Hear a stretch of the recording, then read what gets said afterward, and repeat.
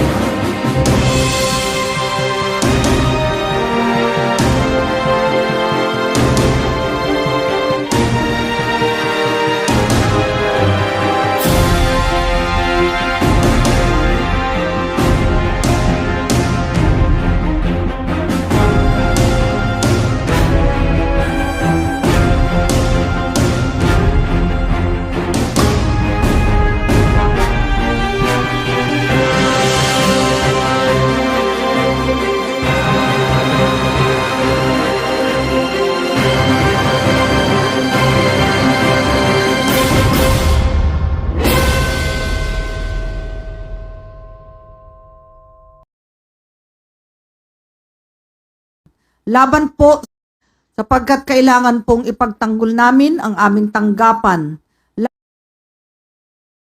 Sapagkat kailangan pong ipagtanggol namin ang aming tanggapan. Laban po sa ilan na umaatake po ng, kumbaga ay wala man lang kaming karapatang mag-reply. Meron pong isang kandidato na nagsabi na ang mga public attorneys ay wala po sa mga inquest proceedings. Kaya siya po ay magtatayo, di umano, pag naging senador na siya, ng sarili niyang pre-legal assistance clinic. Wow!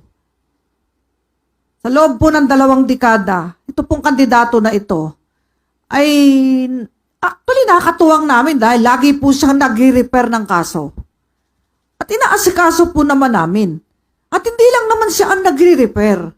Nag-repair din po ang mga senador natin, ang Office of the President, ang mga kapatid sa media, ang mga network, radio, TV, lahat po nag-repair. Isa lang po siya sa nag-repair. Sa totoo lang, kahit po kumisan meron siyang pinagsabihan na lawyer namin na bobo, ay naging maganda pa rin po ang pakikitungo namin sa kanya. Lalo pa nga, at naging talent din po ako ng kanyang network na kinabibilangan. Halos 5 taon pong may issue po ang PAW dyan, na wala po kaming binabayaran. Ang punto lang, bakit to siya nag-aargumento ng isang fallacy? Sa argumentation and debate, mga kababayan, may fallacy of hasty generalization. Hasty generalization. Ayan. Aba, i-general mo lahat. Masama po naman yon. Unfair po naman sa mga PAW lawyers namin na halos atakihin na sa puso dahil di sa oras ng gabi nagpupunta po sa mga presinto at nag-i-inquest. Yung mga lawyer namin buntis, yung mga lawyer namin diabetic, yung mga lawyer namin na nag-positive na sa COVID ay nagbi-virtual pa. Nakahiga sa banig ng karamdaman, nagbi-virtual. Napaka-unfair po na nilalahat mo. Ngayon po, Mr. T, kapag ikaw po ay may reklamo sa kahit kaninong lawyer, pwede mo pong isumbong sa akin, sino ba yan? Yung ayaw mag-render ng inquest proceedings sa assistance, sumbong mo sa akin. Dahil ako po ang tamang tao, modesty aside, na may disciplining authority. Dahil ako po ang kanilang appointing authority. Hindi po ikaw. Ngayon, kung may plano ka pong magtayo ng pre-legal aid clinic, pag senador ka na, abay, teka, hindi ka po abogado po ba kayo, sir? Mr. T, hindi ko po alam. Ay kayo ba ay magtatayo ng katambal ng PAW, pamalit sa PAW? Ang PAW po, institusyon na po ito eh. Ngayong taong to, 50 years na po ang Public Attorney's Office sa October 23, 2022. Panahon pa po ni President Marcos to, siya po nagtayo nito. Ito po yung Citizens Legal Assistance Office. Pangalanan nyo po, sino po ba yung problema nyo na PAW lawyer na hindi uma-attend ng custodial investigation and inquest proceedings? At kakasuhan ko po. Para po sa kaalaman nyo, Mr. T, mahigit 10 na pong abogado ang sinibak namin dito. After notice and hearing, may due process po kami dito. Kayo po, parang walang due process ang ginawa nyo eh. Sinintensyahan nyo na kaming lahat na hindi kami uma-attend ng inquest proceedings. Ano po yung datos namin? Ilan, direct yung ating inquest for this year, Rigel? Nakapost po sa FB namin ngayon yan. Libo-libo po. Ayan, para sakto. Walang invento, walang false information. Ito po ang summary.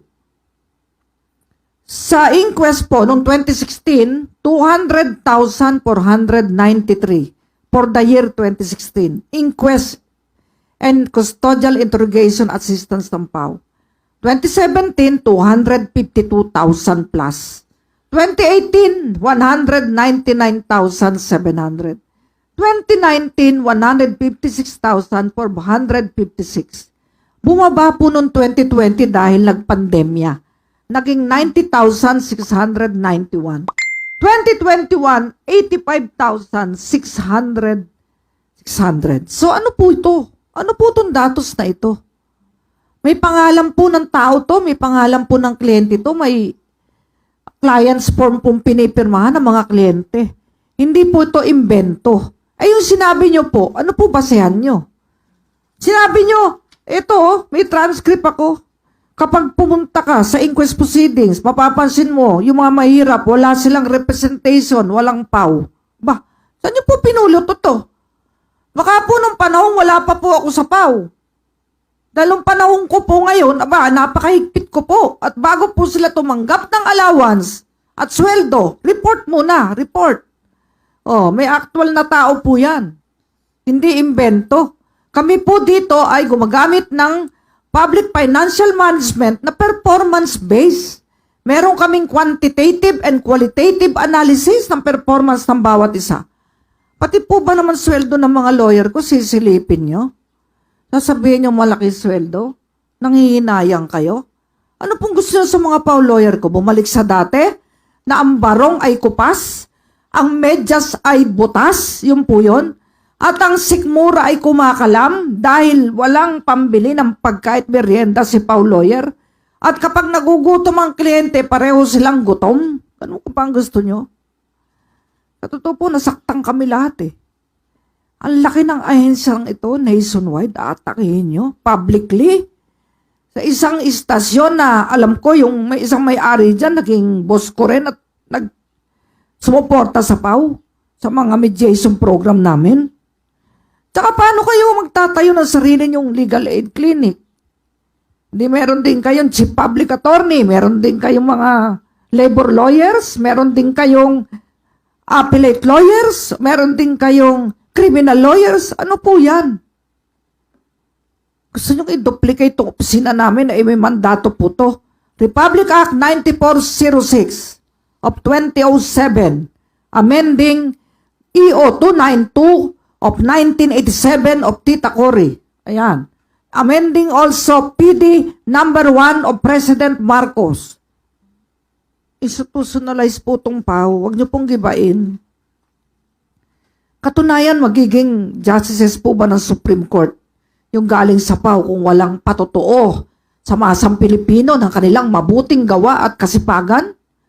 Magiging justices ba ng Court of Appeals, ng RTC, MTC, magiging fiscal ba itong mga lawyer ko? Kung sila ay tama dito? Ang gagaling yan. Kaya sila ay nahirang ng JBC na maging judges, naging prosecutor, dumaan sa screening ng Department of Justice. Kapag nga po nakapila dito yung pinadala nyo, darating dito, gutom na gutom eh. Magkukwento, ang haba ng pila daw sa istasyon. Sila'y pumila mula madaling araw. Yung pala sa PAW din sila i-repair. Kaya sabi ng mga PAW lawyers namin, dumiretso na po kayo dito kasi kahit naman po wala kayong sulat na dala galing sa kanino man, ay aasikasuhin po namin kayo.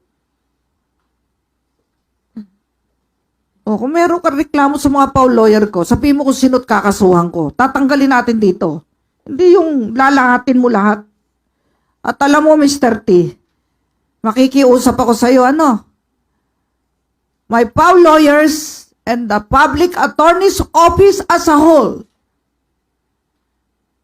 is entitled to an apology for you. Nilalahat ko na, kaya singular, is entitled. Lahat kami.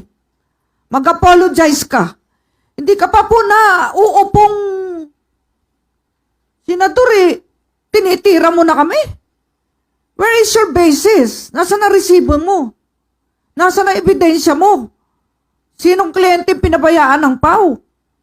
Imagine pandemya. Ilan ang nasilbihan ng PAW? 2020, 90,691. Sa inquest pa lang yan, ha? 2021, 85,533. Eh, ano to? Oh. Kung wala kaming ginagawa, huwag na po natin gamitin ang PAW. Mr. T, please spare PAW from politics.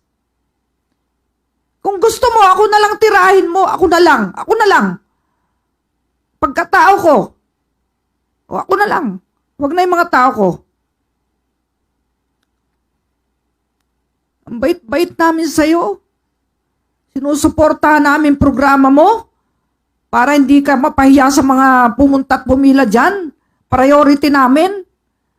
O kahit may kasabay na galing sa DOJ, galing sa Office of the President, Office sa Senate, Congress, sa media, ikaw inuuna. Huwag mo lang kami pagsabihan, bobo. Bobo tamad. Ako na lang tirahin mo.